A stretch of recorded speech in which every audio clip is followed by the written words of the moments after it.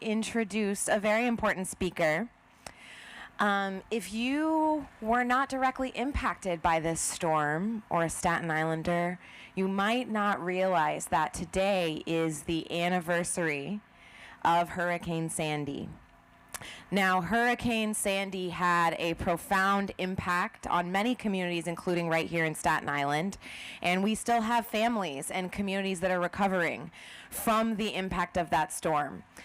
Now, there's only so much we can do about superstorms like this, right? But I think that the opportunity that many of us saw that was left wanting was investment in disaster preparedness, investment in infrastructure that is resilient and strong enough to support the needs of these increasingly frequent storms and the needs that they create within our communities in order for us to live through them and be able to thrive. So without any further ado, Laura Del Pret is a local subject matter expert and deputy director of the National Alliance of Mental Illness, and she's going to share a little bit more about the impact that Sandy had, about the anniversary that is today, and about ways that we can move forward together. Thank you so much. Good afternoon. So I know you're all enjoying the lovely food, so I'm only going to take a few minutes of your time, but October 28th, 2012, I was actually in that building right there preparing for one of a solo art show. We had heard that the hurricane was coming, and as a Staten Islander, this was not an uncommon occurrence until suddenly it wasn't. It was. Today is the 10-year anniversary of Hurricane Sandy. A lot has been said over the last decade on what should have been done, what could have been done, and what other people would have done differently. And there are ideas for the future, some of which that have come to fruition, and some that unfortunately have languished. The storm, the aftermath, and the needs of the community ushered me down a road of my life that I did not anticipate, and I spent 5 years after Hurricane Sandy in disaster and community preparedness. You can be the most prepared planner and still struggle after a storm. Planning, disasters, and life are rarely linear. Things never really go as we plan.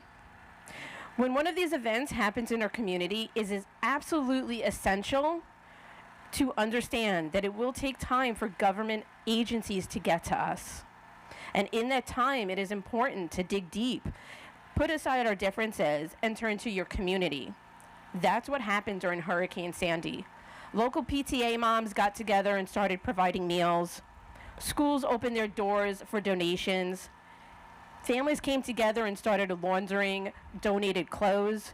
And strangers put plastic bags on their shoes and went to other people's homes to help muck out.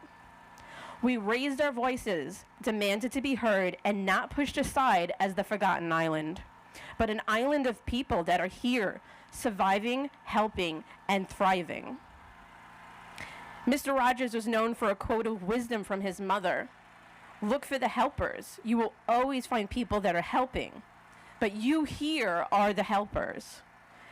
In that role of helper today, you have a phenomenal opportunity to not let it end here. We need to keep planning now for the next storm, the next disaster, the next shooting.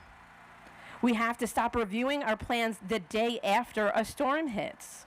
So get phone numbers, continue conversations, meet people outside of your circle, outside of your comfort zone, and outside of your expertise.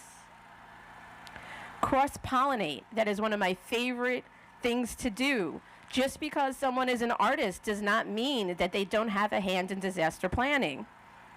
Don't let this event, these conversations, and this day be just another possibility filled with unfulfilled potential.